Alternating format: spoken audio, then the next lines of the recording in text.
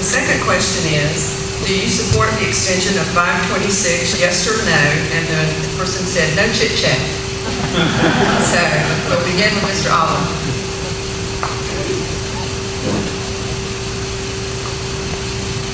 Well, I've heard a lot on both sides of this, but when I've considered it overall, what I really think about it, just because you spend almost $12 million figuring out how to dig a hole, doesn't mean you have to spend $70 million to actually dig it. I think that, we look at what we can do as far as improving safety in that area. What we can do instead of 526 is make improvements to the access points on Johns Island, including Maybank Highway and River Road, and Main Road and Highway 17, and also addressing the Main Road intersection with Highway 17. That would be critically important for access and hurricane evacuation to and from Guatemala, Johns Island. Those areas are things that we can do to improve it, but honestly, with due respect to those that support the 526 extension, I think that there are better things to spend our money on right now, and money is in short supply. Ms. Beck? As currently proposed, no. I'm not in favor of it, as currently proposed. That being said, I think there's a fiscally responsible way to go about improving our traffic problems that we have West Ashley, James Island, Johns Island. To echo what Mr. Alvin said, the DOT is broken. We know the State Infrastructure Bank has money available to help us pay for it, but we're really in a completely different fiscal world than we were when it was first proposed as long ago as I've been alive, to give you a frame of reference. And I think that there were some steps that should have been taken when some of the bigger bridges were built that would have better tied it all together and perhaps had a little bit more foresight into the way 526 would come together. I am for improving our traffic, and so all of this being said, I think that at the end of the day, if they can measurably show me that 526 will improve traffic in a fiscally responsible way, then I will vote for it. But also realize that this is a county question at this stage, not a city question, and I know that the county is currently in the process of reevaluating their contract with the State Infrastructure Bank. So I think a lot of these things that we've said and that you'll hear tonight from the other candidates up here, really it's out of our purview, and it hopefully will be a better picture for all of us at the end of the day to be decided. So, Mr. Brown. She gave you a yes and no answer, and I think I'm going to give you a yes and no answer. And the easiest way to understand my view on this is if I were king for a day, and I could issue an edict to solve the problem. I don't believe that the road should be extended unless it is widened first. If you've driven on 526 at rush hour, like my wife did for a while when she worked on Daniel Island, it is extremely unsafe. I was worried for her as she drove on that road. I don't think that the road, if it is extended now without it being widened, will be safer. I think that it will be dangerous and people will die. So, as it is currently planned, I don't think that it should be built and extended.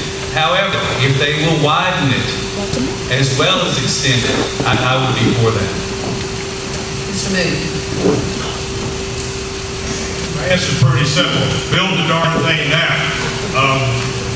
If you look at the traffic studies, there's like 9 choke points on James Island, Johns Island, Savannah Highway, going down to Calhoun Street, Main Road, and by 2013, that number is supposed to go up to around 36 choke points.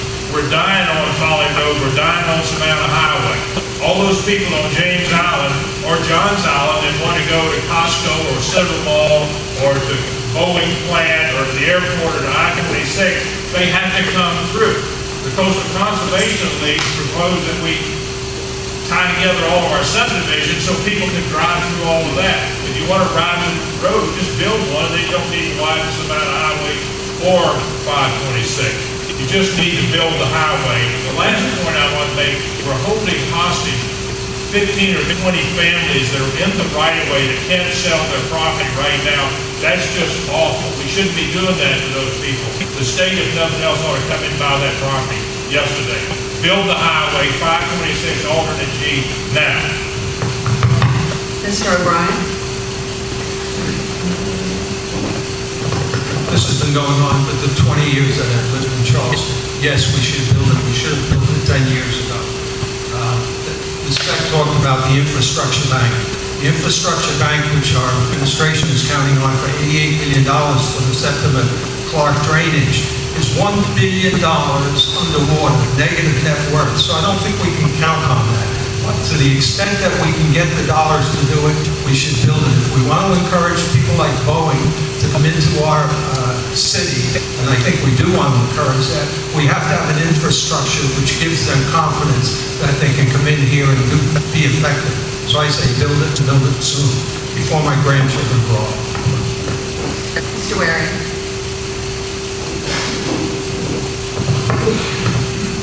South Carolina grew by so much in the last decade that we added a congressional district.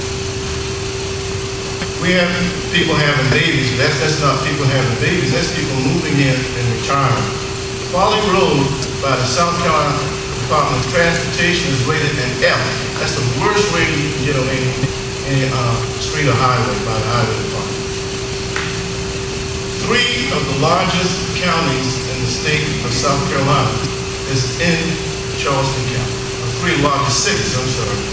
3 of the largest cities in the state of South Carolina is in Charleston County. We need that infrastructure. We need to build a highway, and we don't need to vacillate on it. You hear people bring up a solution and complain. You bring up a problem and complain. That's fine, but be a part of the solution. Building it would be a part of the solution.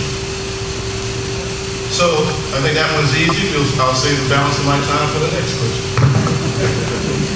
Mr. Alexander?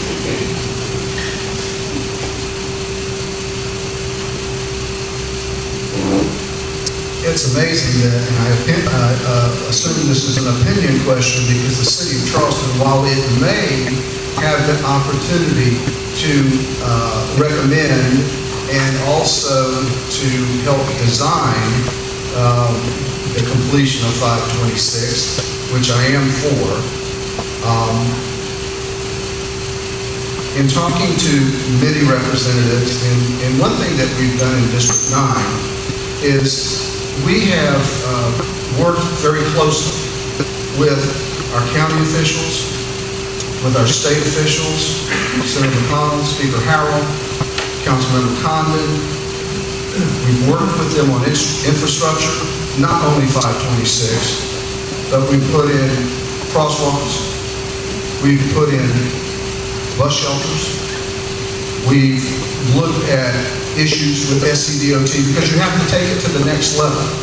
Anyone that's been living in Charleston knows that many of the streets that we live on don't even belong to the city of Charleston. They belong to South Carolina Department of Transportation. There's a little street called Jerby that comes into my neighborhood. I mean, it couldn't be a quarter mile long, but it is a state road. And to get speed bumps for the residents on there is not going to happen. But what we have to do is work with those state officials, with those county officials, and I firmly believe that what happens to 526 has left the hands of the people in Charleston County. Thank you. We have 2 follow-up responses requested. The first one is from Mr. Alden.